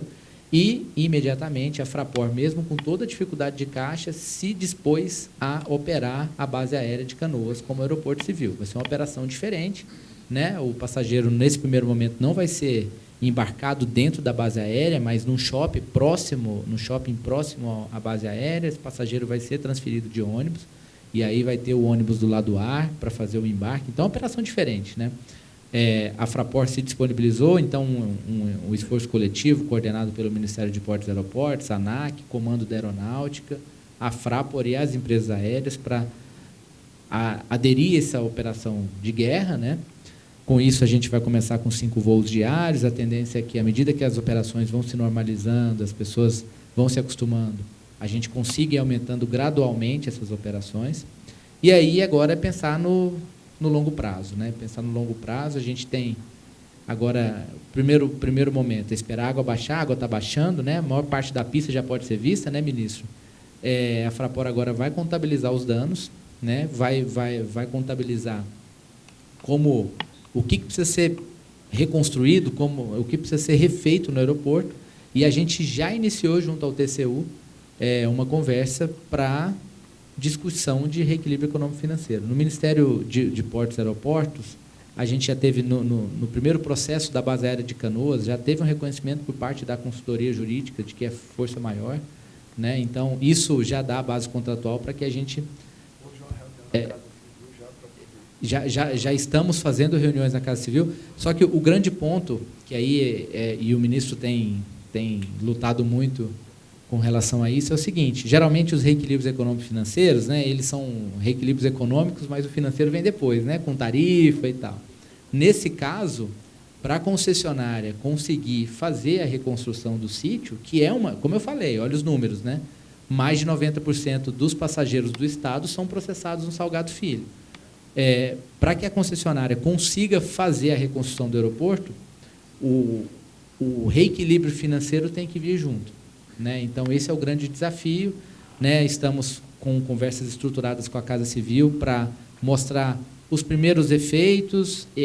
Obviamente, a gente vai ter uma ideia mais exata da magnitude quando a concessionária conseguir fazer os primeiros testes, pavimento da pista, terminal, equipamentos de bagagem, né, BHS, enfim. Então, esse é o desafio agora. Então, nisso, o ministro Vital do Rego já deu entrevista, colocando o TCU à disposição. Nós já acionamos a equipe técnica do TCU, já estamos, a nossa equipe técnica da ANAC com a do TCU, já planejando para fazer esse esforço conjunto de não apenas aprovar um reequilíbrio econômico-financeiro nos termos do contrato de concessão, todo mundo está acostumado, mas conseguir dar para o governo uma visão de como reequilibrar financeiramente, né, para fazer com que a concessionária consiga executar todo o trabalho de reconstrução dessa infraestrutura, que, de novo, é crítica para o Estado do Rio Grande do Sul. Muito bom, Tiago. Vou fazer uma pergunta agora ao Neri, por favor, Neri. Assim, nós todos aqui sabemos da relevância dos portos. Nós estávamos falando hoje aqui no Abidib Fórum sobre a plataforma, né, de exportações que o Brasil, né, se tornou, né, e não só no agribusiness, mas uma série de produtos industrializados, né, e então a questão dos portos realmente é crítica, né? A gente teve uma reorientação nesse governo no sentido de que as autoridades portuárias continuariam a ser públicas, né, de gestão pública, né? E dessa forma, resta sempre a questão como é que nós vamos dar eficiência, né, desempenho, performance, né, para esses condomínios portuários, né, já que nós temos terminais muito bem desenvolvidos, como o próprio caso da Santos Brasil, né, que são terminais de classe mundial, mas, ao mesmo tempo, nós temos o condomínio portuário com uma série de disfunções ainda, né? Como é que você vê agora, no modelo que está sendo pensado pelo governo, a evolução desse modelo do condomínio portuário e quais serviços podem ou devem, na sua visão, ser desempenhados pelo setor privado? Acho que saudamos a todos aqui presentes na figura do nosso ministro Silvio Costa Filho, mas, né, eu acho que a política pública, né, foi estabelecida, né, de manutenção das autoridades públicas portuárias, mas o Brasil tem um modelo já consolidado até então, por meio da Lei 12.815, que estabeleceu, né, uma convivência harmônica e necessária entre os portos públicos no modelo tradicional Landlord Model, em que você tem os terminais sendo explorados, né, os terminais dentro do condomínio sendo explorados pela iniciativa privada, e nesse contexto, só em termos dos arrendamentos existentes, já são, somando, né, ministro, arrendamentos existentes, novos arrendamentos e também as autorizações que fazem parte do modelo, são quase 75 bilhões de investimentos que vão ser realizados, e juntando, né, todos esse volume, mas nós temos, né, os terminais arrendados, cujo programa, né, ele continua, ele está muito, inclusive, desafiador para esse ano, né, quando a gente pensa em novos arrendamentos, né, já somando-se aos mais de 150 existentes, apenas nesse ano nós temos já 35 projetos que serão leiloados. Na data de hoje mesmo, né, ministro, teríamos um leilão que necessitou ser adiado em razão da calamidade que ocorreu no Rio Grande do Sul, porque tinha um terminal de Rio Grande entre os projetos que seriam leiloados, mas só hoje seriam 6 projetos, 6 terminais que seriam leiloados, e ao longo de 24 finalizaríamos com 15, né? Então esse leilão vai ser adiado, deve ser agora para julho, em data que vai ser ainda definida em conjunto com o Ministério, mas só para esse ano seriam 15 leilões, com aproximadamente 8 bi de investimentos, e se somar até 2026, se chegaria a 14 bi de investimentos. E, além disso, a gente tem que lembrar que a Lei 12.815 também estabeleceu a figura dos terminais de uso privado, que são essenciais para a nossa movimentação, para a nossa manutenção, para a expansão da nossa capacidade de infraestrutura portuária, movimenta mais de 2/3 da nossa carga, e também elas seguem firme e forte, né? Também são processos, né, que são conduzidos pela agência e que são que concluem em contratos que são celebrados pelo Ministério dos Portos e Aeroportos, já tem mais de 250 autorizados e que asseguram que os nossos portos que consigam, né, atender a uma demanda de mais de 1 bilhão e 300 milhões de toneladas. Então, assim, esse programa permanece muito sólido, consistente e com inovações, né, que o ministro pode até aqui reforçar, mas há um projeto já em andamento também, um programa, um Navegue Simples, né, ministro, que ele visa justamente simplificar e agilizar ainda mais esse processo, tanto de autorizações de terminais de uso privado, porque eles trazem investimentos maciços, como também do processo de arrendamentos portuários, de leilões de arrendamentos portuários. Então, essa estratégia está mantida, está sólida, e com ela nós temos confiança que a capacidade vai ser ampliada na medida que a demanda, que o volume de cargas vem aumentando. Eu não preciso nem perguntar isso para o Sepúlveda, que essa é uma questão que ele vai dizer que afeta profundamente a ele, né? Não, perfeito. A pergunta é muito boa e essa estratégia já está definida e endereçada, né, ministro? Temos aqui, em relação para poder atacar esse gargalo, que é a nossa infraestrutura de acesso aquaviário, o acesso terrestre também, mas a gente sabe que o acesso aquaviário atualmente é mais crítico ainda por conta desses problemas que você falou. Nós já temos ali, já em andamento, já com consulta pública que já foi aberta e já encaminhando para o tribunal a primeira concessão de um acesso aquaviário, que vai ser a concessão do acesso aquaviário do Porto de Paranaguá. Já foi feita audiência pública, já foi modelado, está sendo encaminhado agora para o Tribunal de Contas da União. Então, já dentro dessa carteira de projetos, a previsão é que se faça, no primeiro semestre do ano que vem, já se tenha essa primeira concessão de um acesso aquaviário. Então, a mesma estratégia está sendo feita para Itajaí. Vai ser feita ali, no caso, uma concessão parcial, com a concessão do acesso aquaviário conjugada com o arrendamento do terminal de contêineres, que é a principal operação daquele porto. Então, são dois pontos. E ontem mesmo tivemos um kick-off, né, ministro, importantíssimo, também de uma concessão dos estudos para a concessão do acesso aquaviário do Porto de Santos, que vai ser modelado, o projeto vai ser estruturado pelo BNDES, né, que é um dos patronos aqui, um dos patrocinadores aqui do evento, e ontem teve a reunião de kick-off, e dentro desse cronograma se espera que no primeiro semestre de 2026 tenhamos aí o leilão com a assinatura do contrato também da concessão do acesso aquaviário do Porto de Santos. Então, essa estratégia que foi definida pelo Ministério dos Portos e Aeroportos, e a agência está conduzindo esses processos licitatórios, e essa é a estratégia que a gente entende que vai endereçar esse gargalo importante para que a gente possa receber essas embarcações de grande calado, que ela vai fomentar, não só aumentar a eficiência dos portos, mas também vai ter efeitos colaterais positivos, como, por exemplo, o aumento da carga da movimentação feeder, né, que acaba reverberando na nossa cabotagem, aumenta ali a oferta de navegação de cabotagem, traz aí benefícios aí indiretos também, decorrentes dessa melhoria na infraestrutura de acesso ao porto. Ok. Eu vou aproveitar, então, vou emendar aqui com o Sepúlveda, né? Sepúlveda, conta um pouco da sua visão, o que são essas dores aí do ponto de vista vamos dizer, da sua utilização do condomínio portuário, das instalações externas aos terminais que vocês administram, né? Na visão sua, e também passando também pela regulação, né? O que pode, de alguma certa forma, estar aí sendo facilitador para as atividades aí de um terminal de contêineres como o seu, né? Num mercado altamente competitivo, né? Hoje em dia, né? E que certamente o Santos Brasil tem um destaque, até pelo ineditismo que teve de ser o primeiro grande terminal do Brasil, né? Evoluído, né? Bom, boa noite a todos, boa noite, Miguel. Queria saudar aqui meus colegas de painel, Nery, Thiago, ministro Silvio Costa. É um privilégio estar aqui com vocês hoje. Bom, essa pergunta é uma pergunta que, digamos assim, precisaria de um seminário inteiro para a gente responder, né?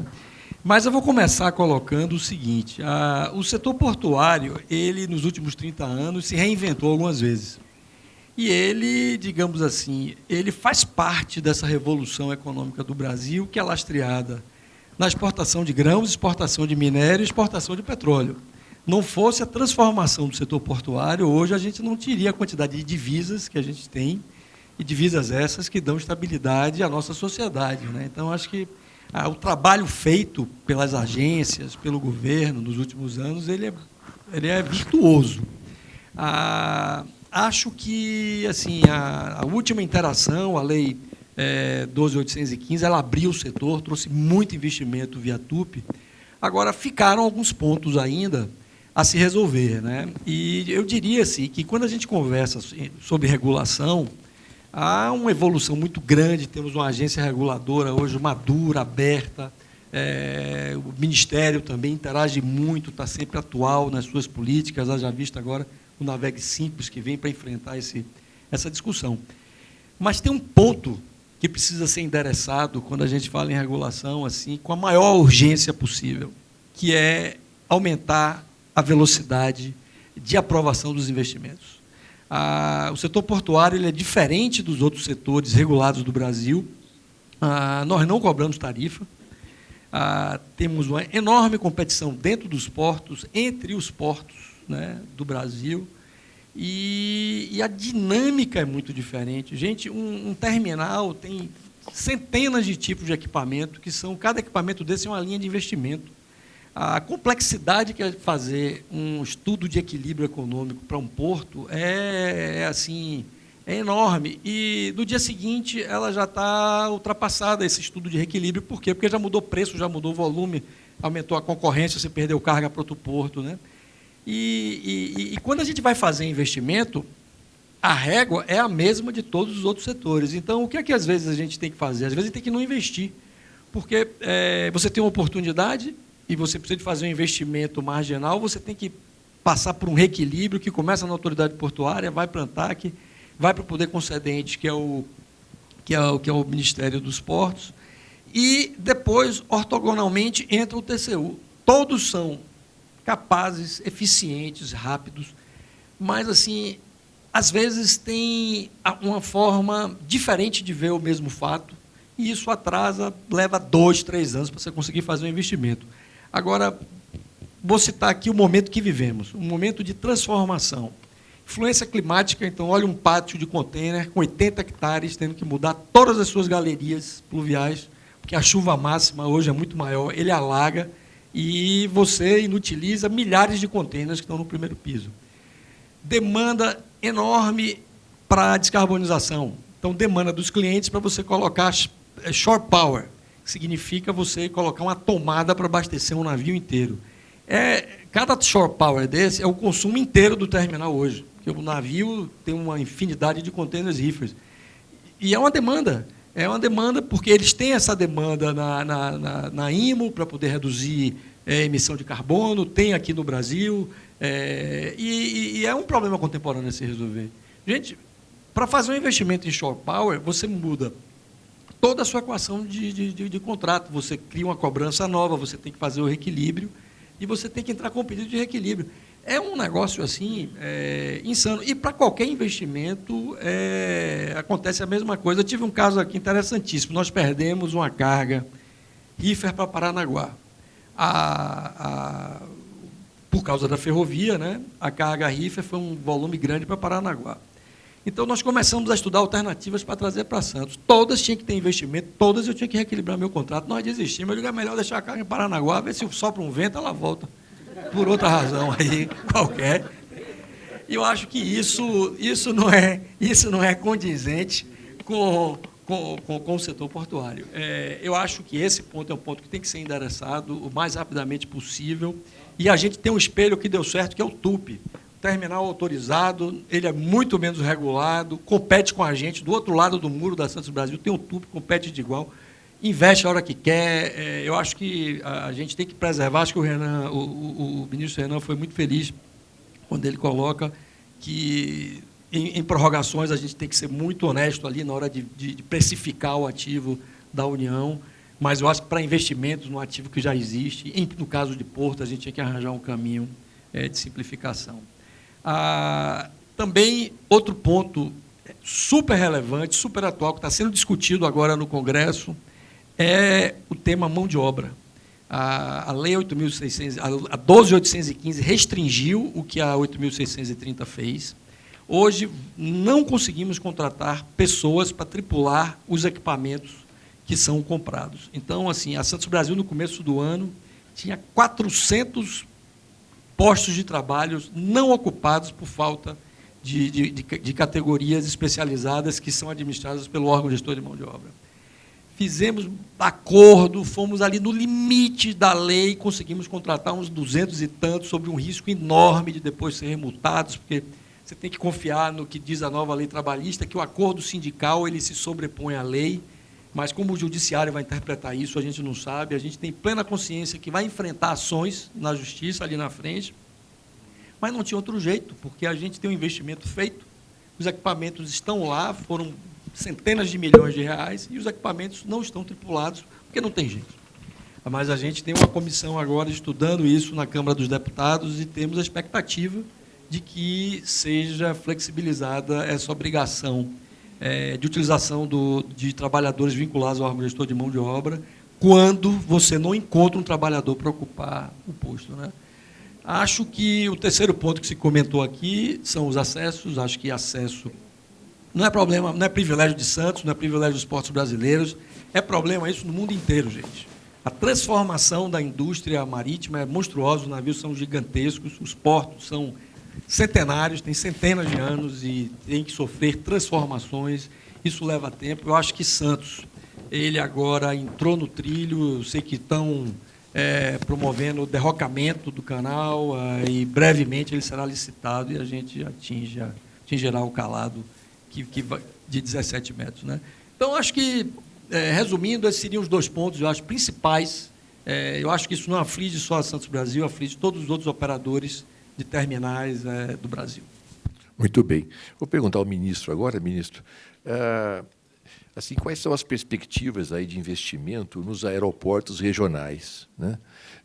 E a gente está vendo que está se caminhando para um modelo de renegociação dos contratos de concessão aí dos grandes aeroportos, né, para abarcar também os aeroportos regionais, no sentido de prover o financiamento e a agilidade privada também para os terminais e tal, né? Eu acho que cada vez está mais claro para mim, depois de dialogar com muitos agentes do setor portuário brasileiro, muitos servidores públicos, empresários, setor produtivo, eu acho que o Brasil tem uma dívida histórica com o setor portuário.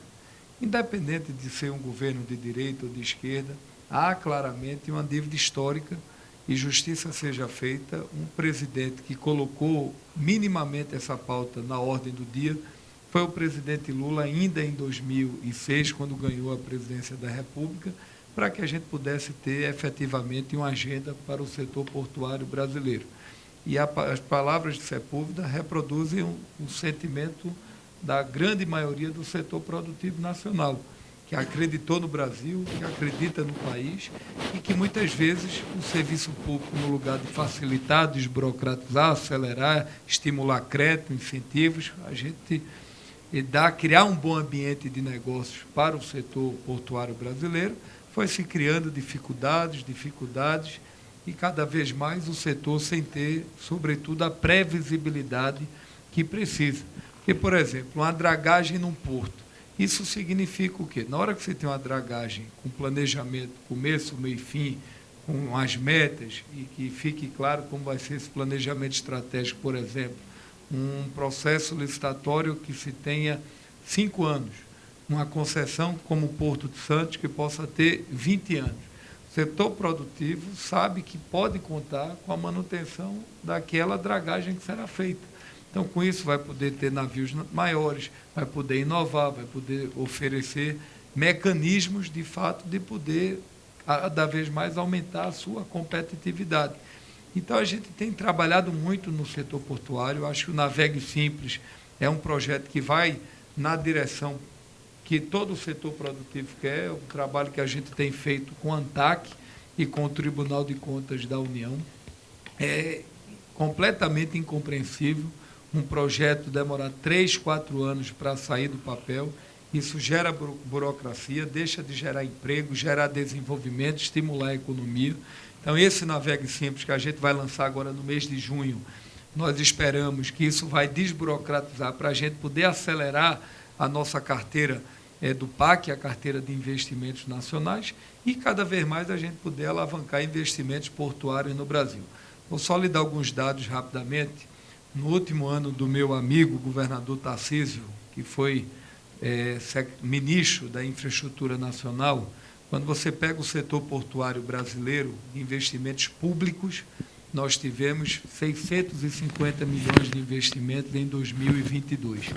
Estamos com a previsão esse ano de investir só de recursos públicos, né, recursos dos portos brasileiros, o equivalente a mais de R$1,5 bilhão de reais, podendo chegar a 2 bi. No ano de 2022, nós tivemos da iniciativa privada o equivalente, presidente Globo, a quase 3,5 bilhões de investimentos privados. Nós vamos terminar no ano de 2024 agora, nós estamos terminando o ano com mais de 10 bilhões de investimentos privados. Além disso, a gente tem, como tão bem Eduardo falou, uma grande cartela de obras do PAC, né, de processos que vão passar pelos leilões da B3, o equivalente a 35 leilões em pouco menos de 3 anos, significa quase 15 bilhões de investimentos, e uma cartela de novas renovações de concessões, de novos contratos, que já está precificado no PAC, investimentos na ordem de mais de 60 bilhões de reais de recursos privados e 10 bilhões de reais a exemplo de recursos públicos. Então, é o maior volume de investimento da história portuária do Brasil. Isso vai gerar desenvolvimento, crescimento e estimular a economia. Por exemplo, o Túnel de Santos. Eu lembro que, quando nós assumimos o Ministério, a primeira agenda que nós fizemos foi lá em Santos. Quando eu cheguei lá, disse, olha, nós vamos fazer o túnel. Aí uma senhora que tinha 82 anos disse, olha, meu filho, eu estou aqui há quase 50 anos, eu ouço falar desse túnel. Sepúlveda sabe disso. Tudo bem que Sepúlveda tem há 45, 50 anos agora, mas conhece bem a história. Então, demorou muito tempo para que o Túnel de Santos pudesse sair do papel. E agora, depois de uma construção coletiva, com o governador Tarcísio, com o presidente do Porto Santos, com a ANTAC, né, com o TCU, construímos uma alternativa. Uma obra de 6 bilhões de reais, que é a maior obra do PAC. Então, é nessa direção que a gente tem trabalhado para facilitar, desburocratizar, retomar o investimento público e, sobretudo, buscar cada vez mais investimentos privados. Eu entrei muito, foi nem um pouco na área portuária, que cada vez mais Eu sou formado em pedagogia, com especialização em administração. Estou agora com 22 anos de mandato, né? Fui vereador, 3 vezes deputado estadual, 2º mandato de federal. Confesso que sempre debati muito educação, saúde, segurança pública. E essa parte portuária, ela sempre ficou à margem do debate no Congresso Nacional, porque não foi discutido isso na nossa Constituição em 88. Ela foi sendo levada, mas nunca houve uma política estratégica para o setor. Então, o que é que eu observo? Eu acho que agora a gente está trabalhando, e esse é o nosso desafio, e eu converso muito isso com o nosso querido Sepúlveda e com o Eduardo Nery, de colocar esse tema portuário na ordem do dia nacional, porque nós estamos falando de 95% das nossas exportações e importações passam pelos portos brasileiros, e eu sinto que o presidente Lula está muito solidário e muito animado com essa perspectiva que a gente tem observado. Segundo, em relação aos nossos aeroportos, a gente teve uma relação, nesses últimos 10 anos, de muitos avanços, que começou ainda com a presidenta Dilma lá atrás, das concessões aeroportuárias no Brasil. Já tivemos um VGV aí de mais de 30 bilhões ao longo desses últimos anos de investimentos. Não adianta negar os nossos aeroportos, pegar um retrato de 15 anos atrás, onde você chega no Brasil, sobretudo nas capitais hoje, a gente tem hoje aeroportos estruturados. Eu acho que um dado importante é que a gente deu, através dessas concessões, um sinal ao mundo de segurança jurídica, porque o Brasil tinha uma imagem lá fora negativa em relação à instabilidade jurídica, insegurança jurídica. Eu acho que essas concessões deram um sinal positivo para o mercado internacional, observar o Brasil como um ambiente seguro de se prover investimentos, e a gente tem ainda, nos próximos 4 anos, 5 anos, uma cartela de investimentos nos nossos aeroportos em torno de mais de 15 bilhões de reais. Então, isso vai estruturar cada vez mais os aeroportos que estão concedidos, e a gente está trabalhando para ampliar a aviação regional junto ao TCU. Quando eu assumi o Ministério, tinha lá 100 aeroportos. 100 aeroportos, vamos lá, fomos analisar, estudar. E aí eu vi com o Tiago que a gente tinha dificuldade para fazer 15, 20 aeroportos em 3, 4 anos. E, sobretudo, o Estado brasileiro não teria como, através da Infraero, aportar 5, 10, 15 bilhões de reais por conta de todas as necessidades de infraestrutura que o Brasil precisa. Então, o que é que nós fizemos? Nós procuramos o presidente do Tribunal de Contas, Bruno Dantas, procuramos o presidente da ANAC, procuramos as concessionárias. O que é que a gente tem? Nós temos 80 aeroportos no Brasil com VPLs de negativo. Nós temos uma demanda de mais de 250 aeroportos, mas todos com VPL negativo praticamente, mas a gente elencou 80 mais estratégicos no Brasil, a exemplo de Morro de São Paulo, a exemplo de Barreirinha, que dialoga com o agronegócio na Bahia, aeroportos no Amazonas, que tem uma dívida histórica de mais de 10, 12 aeroportos, por conta da dificuldade da aviação regional local. Então, a gente buscou esses aeroportos e a gente está trabalhando para que essas concessões elas possam ter a sua ampliação de outorga de prazo, mas, em contrapartida, no lugar dela devolver recurso ao Estado brasileiro, ela poder fazer esses investimentos. Por exemplo, Guarulhos, que é o que está mais avançado no TCU, e ontem eu tive uma reunião lá com o presidente Bruno Dantas. A ideia é que Guarulhos possa pegar 16 ou 24 aeroportos com VPL negativo, a gente possa ampliar a outorga dessa concessão, e ela vai fazer o quê? Vai requalificar e fazer esses 24 aeroportos, por exemplo. Enquanto durar o tempo da concessão, esse aeroporto será cuidado, tratado, mantido por essas concessionárias. Então, a gente está tirando a responsabilidade de prefeituras, de Estado, e está dando governança. Isso significa turismo, porque a gente vai potencializar o turismo na aviação regional brasileira e estimular o turismo de negócios, que é fundamental para o Brasil. Então, eu acho que a aviação regional, a gente está vendo agora a importância que está tendo no Rio Grande do Sul.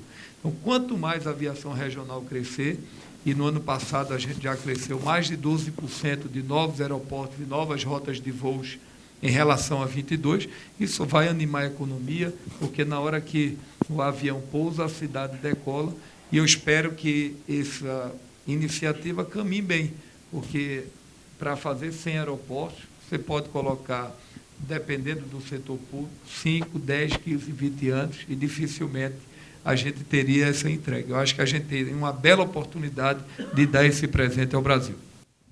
Muito bem. A pergunta agora. Alô? Uma pergunta agora para o Tiago. Tiago, tem aí um processo acontecendo com a desistência da devolução aí de aeroportos concessionados, alguns grandes aeroportos aí, né? E está se agora promovendo uma renegociação, né? Ou está se preparando uma renegociação, reequilíbrio desses contratos, né? E acho que isso suscita um debate sobre se isso, de uma certa forma, supostamente não é uma premiação, né, entre aspas, né, para o aeroporto que lá estava inadimplente, né?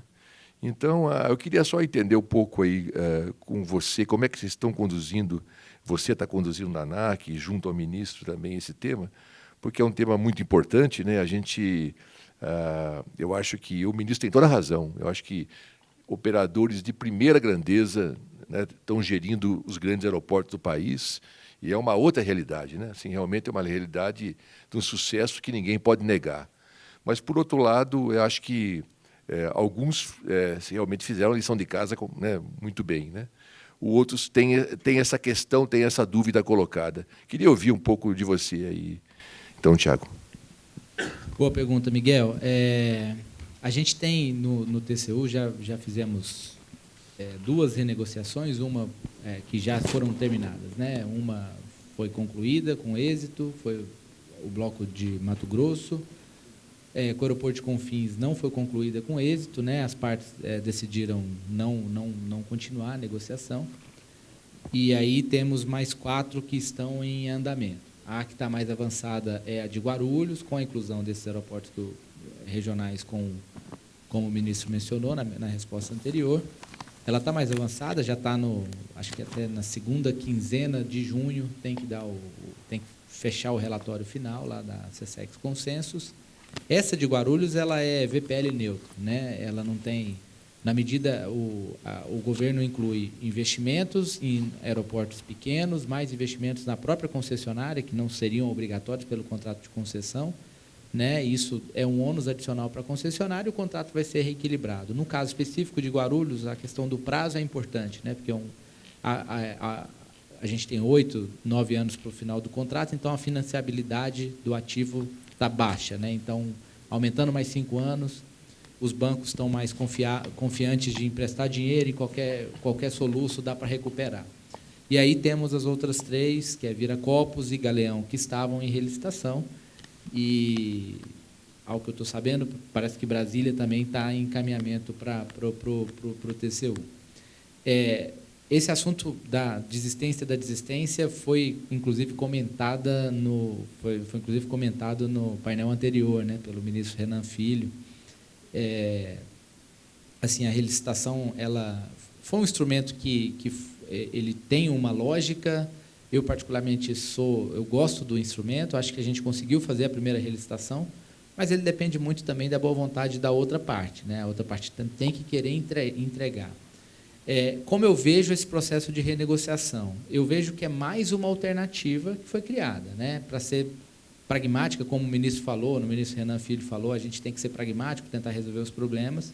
Obviamente, também me preocupo com alguma questão de risco moral, né, de sinalização negativa. Por outro lado, também é importante dizer que a gente tem o modelo da SESEX Consensus, ele foi criado com vários controles para mitigar esse risco, né? Então, tem que ter o aval da agência reguladora, tem que ter o aval do Ministério. Não basta só a concessionária querer, né? E tem o TCU, que tem a equipe técnica, inclusive, acompanhando. Então, obviamente, quem conhece a forma da ANAC gerir contrato de concessão, né, sabe que a gente é muito diligente com essas questões de compliance, né, de cumprir o contrato. E como eu encaro, então, né, para resumir a resposta aqui, dado que está no zero ali no tempo, né? Eu acho que é mais uma alternativa. O ministro até subiu a meia aqui, que está morrendo de frio aqui. O ar aqui está... Mas para terminar, então, assim, eu acho que é mais uma alternativa. Eu acho que a gente não tem amor à forma, né? Assim, a relicitação é um caminho que a gente não pode abrir mão dele, né? Agora, o TCU abriu a possibilidade de fazer renegociação. Vamos tentar explorar com as concessionárias até onde a gente consegue andar, considerando todos os pontos de vista, né? Todas as frustrações de demandas que eles tiveram, por outro lado também todos os incentivos e mensagens que nós também não podemos dar para fora, para os outros players que estão olhando o Brasil, inclusive estão olhando esses ativos. Eu acho que, então, a ANAC está muito dedicada a essas renegociações, primeiro porque tem uma questão de política pública, como o ministro colocou, né? A oportunidade de colocar, né, Guarulhos, que não tem relicitação, por exemplo, né? Colocar potencial de investimento privado em infraestrutura que o poder público demoraria muito tempo para fazer. E, enfim, se é mais uma forma de tentar resolver ativos estressados, vamos tentar estressar essa forma, né? Acho que é esse, obviamente, olhando para todos esses aspectos, né? Muito bom. Enfim. Okay. Só um adendo disso, pedindo uma parte do nosso... Eu acho que, primeiro, vale ressaltar que a gente teve uma pandemia pelo meio, que isso, de certa forma, desarrumou qualquer planejamento estratégico da aviação, do sistema portuário e tal. Acho que é um dado importante. Segundo, e é isso que eu disse ontem ao presidente do Bruno Dantas, do TCU, o que é que nós queremos para o futuro do Brasil? Eu acho que a gente tem uma modelagem de maneira democrática, porque são 12 concessionárias do Brasil, as 12 poderão participar, ou seja, não tem algo desenhado para A ou algo desenhado para B. Isso será um modelo democrático e os aeroportos serão escolhidos de maneira via rodízio, da melhor forma possível, democraticamente. A pergunta tem um livro que eu li lá atrás, lá em Machado de Assis, em Quincas Borbas, que ele diz, olha, quando você chega em algum momento da sua vida e acha que tem todas as respostas, vem a vida e lhe faz novas perguntas. O que o povo brasileiro está fazendo nesse momento, sobretudo o setor produtivo, são o que nós queremos ser no futuro. Um Estado burocrático, que não tem regras claras, que só faz trabalhar contra o privado, ou é alguém que facilita o privado com regras claras para poder gerar desenvolvimento no Brasil. Agora, não interessa a setores do Brasil, setores da oposição, que o governo, de um dia para a noite, possa lançar 100 novos aeroportos no Brasil. Não interessa que o ministro Renan Filho possa fazer. Por exemplo, no último ano, em 22, o último ano é o melhor ano do governo. Em estradas, não sei se ele falou aqui, o governo brasileiro investiu 7 bilhões de reais, lá no nosso ministério, porque agora se dividiu. Só no primeiro ano do governo do presidente Lula foram 17 bilhões, mais que o dobro no primeiro ano de governo, com orçamento que não foi ele que desenhou. Essa semana eu levei lá na CCR o Miguel Setas, da CCR. E eles, olha, Silvio, está aqui, presidente, nesses 4 anos nós investimos 2 bilhões de reais no Brasil. Deu 8 bi em 4 anos. E ele disse, Silvio, no ano passado nós já investimos 6 bi e esse ano nós vamos investir 8 bilhões de reais. Então, eu não tenho dúvida que esse Brasil, daqui a 2, 3 anos, esse Brasil vai bombar do ponto de vista econômico. Tanto é que alguns pessimistas que esperavam que o Brasil ia crescer 0,6% no ano passado, crescemos 2%. Esse ano era 0,8%, já estamos em 2%. Então, eu estou muito confiante que essa economia vai rodar bem no país e a gente precisa estar unido para facilitar quem quer empreender do país. Muito bem. Neri, vou fazer uma pergunta para você sobre uma novidade aí no nosso país, que é essa questão da concessão de hidrovias, né? Eu acho que é um tema também muito importante, hidrovias do Brasil, e sempre, eu acho que no passado, órgãos públicos e até as pessoas interessadas no tema achavam que cuidar de hidrovia era ter terminal, né? E era ter barcaça, e esquecia que a via navegável como qualquer outra, né? Que precisa de uma série de cuidados para que realmente possa ser uma via confiável, né, e permanente aí no seu transporte. Conta um pouco para nós sobre a questão da concessão de hidrovias, da modelagem e o timing disso, né? Não, é um ótimo tema, assim, é com muita até satisfação que a gente vê, assim, eu estou completando já 4 anos de mandato na agência. Eu posso dizer que há 2 anos atrás, até menos, né?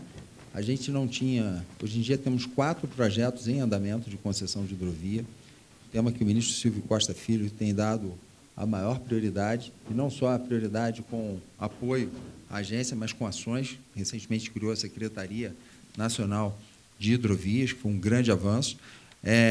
E há 2 anos a gente não tinha, na verdade, a gente só tinha, talvez, apelos e o inconformismo em relação à falta de desenvolvimento das nossas hidrovias.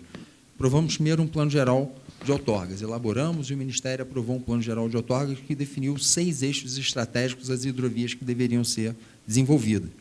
E hoje em dia nós temos, dessas 6 hidrovias, que são as prioritárias, nós temos a hidrovia do Rio Madeira, que aqui está em estágio mais avançado, estamos aí já muito próximo de abrir para consulta pública. Temos a hidrovia do Rio Paraguai, cujos estudos também estão em andamento, parcerias com a Infra SA, também seria a próxima a ser aberta a consulta pública ainda esse ano. Temos a Barra Norte, que é a infraestrutura aquaviária, é o acesso e a saída das nossas exportações pela foz do Rio Amazonas em direção ao Oceano Atlântico, e a hidrovia chamada Uruguai-Brasil, que é a ligação da Lagoa Mirim e da Lagoa dos Patos. Esses 4 em andamento. Hidrovia do Rio Tocantins também, que o DENIT está ali pelejando com... Já tem um RDCI, né, um regime de contratação integrada para o derrocamento do Pedral do Lourenço. E, em paralelo, a gente também já está iniciando a modelagem dos estudos para a futura concessão da hidrovia do Rio Tocantins e fechando também esses 6 prioritários, temos a hidrovia do Rio Tapajós. Então, ainda assim, né, embora seja, eu acho que consenso da importância do desenvolvimento das hidrovias, às vezes a gente vê perguntas como, olha, mas se já temos aqui uma hidrovia que funciona, eu vou ter que pagar uma tarifa, e aí vem alguns conceitos ainda que eu acho que talvez as pessoas não se deram conta, ministro. Hoje em dia, as pessoas pagam, sim, pelo uso das vias navegáveis. É como se a gente usasse uma estrada de chão, trafegar sobre uma estrada de chão, e agora, com uma hidrovia, você vai ter uma pista duplicada, sinalizada, com tachão, com sinalização vertical, horizontal. É mais ou menos essa a comparação. Então, paga-se hoje em dia pelo custo da ineficiência. Então, assim, quando uma embarcação ela precisa navegar com restrição, quando ela tem que transportar com menos carga, porque tem trechos não dragados, ou então porque tem falta de sinalização, de balizamento, o canal de acesso ao aquaviário não está bem definido, isso aí há um custo da ineficiência. Então, uma das premissas desse projeto, que já foi estabelecido aqui pelo Ministério do Esporte, pelo ministro Silvio, é que, primeiro, passageiro não vai pagar pelo uso da hidrovia, né?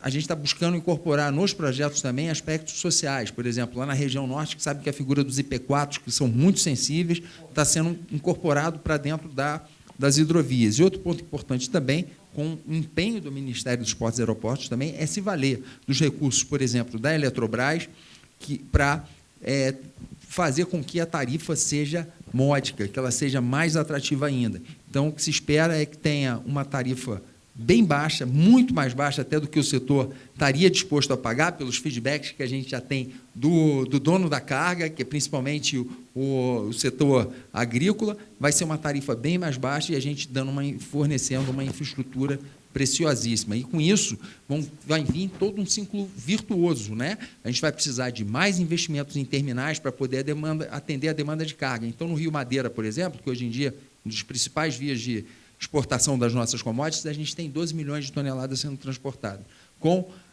A gente tem uma projeção de demanda que lá para 2035 vai chegar a quase 22 milhões, ou seja, tem um potencial de quase dobrar. Então, para dobrar essa capacidade, a gente precisa da hidrovia, precisa de uma infraestrutura eficiente e, com isso, a gente vai trazer uma série de outros investimentos com mais terminais de uso privado, terminais arrendados dentro dos nossos portos públicos, né, ministro? Então, uma série de investimentos que vão vir também juntamente com esse modal implantado, eficiente e produtivo, né?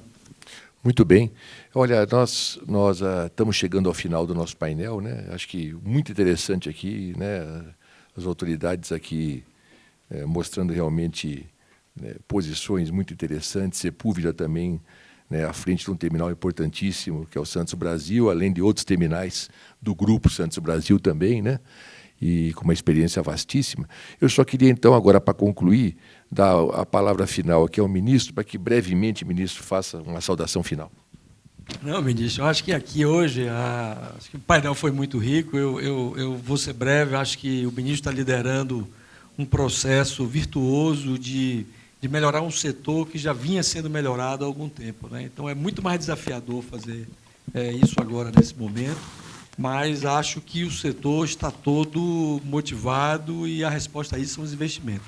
Todas as empresas de operação portuária têm grandes projetos e estão empenhadas em aumentar a capacidade do Brasil para esse próximo ciclo de crescimento. Eu não vou me alongar mais, só quero agradecer a todos pela presença, parabenizar pelo excelente dia de hoje, pelos debates qualificados. O ministro Rui Costa esteve hoje cedo aqui falando um pouco do PAC, das ações de investimentos do Brasil. Mas é isso, nós estamos muito confiantes, né? Nós estamos à disposição lá no Ministério.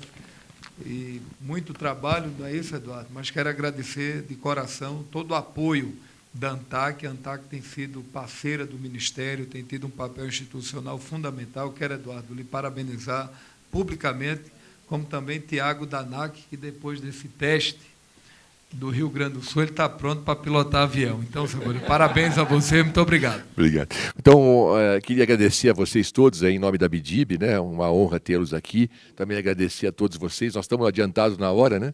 Mas o tema estava muito bom, então. Então, uma boa noite a todos.